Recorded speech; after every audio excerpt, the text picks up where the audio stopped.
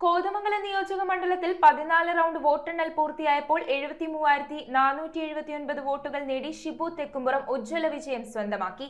LDF സ്ഥാനാർത്ഥി ആന്റണി ജോണിനെ 16,859 വോട്ടുകളുടെ ഭൂരിപക്ഷത്തിനാണ് അദ്ദേഹം പരാജയപ്പെടുത്തിയത്. BDJS സ്ഥാനാർത്ഥി അജി നാരായണൻ 7,046 വോട്ടുകളുമായി മൂന്നാം സ്ഥാനത്തെത്തിയപ്പോൾ മണ്ഡലത്തിൽ UDF അനുകൂല തരംഗം പ്രകടമായി.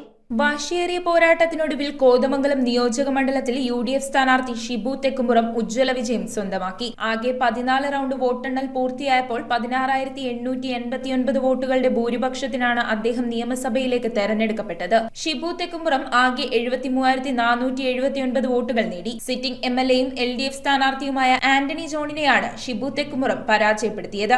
ആന്റണി ജോണിന് 56,620 വോട്ടുകൾ ലഭിച്ചു. BDJS സ്ഥാനാർത്ഥി അജി നാരായണൻ 7,046 വോട്ടുകൾ നേടി മൂന്നാം സ്ഥാനത്തെത്തി. വോട്ടെണ്ണലിന്റെ ആദ്യഘട്ടം മുതൽ തന്നെ ഷിബു തെക്കുംപുറം കൃത്യമായ ലീഡ് നിലനിർത്തിയിരുന്നു. News bureau, Kothamangalam. ഒരു പവന് മുകൾ പർച്ചേസ് ചെയ്യുന്ന എല്ലാവർക്കും ഗോൾഡ് കോയിൻ സമ്മാനം. ഡയമണ്ട് ആഭരണങ്ങൾ പർച്ചേസ് ചെയ്യുന്നതിൽ നിന്നും തിരഞ്ഞെടുക്കുന്ന ഒരാൾക്ക് ഡയമണ്ട് റിംഗ് സമ്മാനം. പർച്ചേസ് ചെയ്യുന്ന എല്ലാവർക്കും കൈനിറയെ സമ്മാനങ്ങളും. ഈ ഓഫർ ഏപ്രിൽ 10 മുതൽ 20 വരെ. സെവൻസ് ഗോൾഡ് ആൻഡ് ഡയമണ്ട് ഇപ്പോൾ പള്ളുരുത്തിയിലും.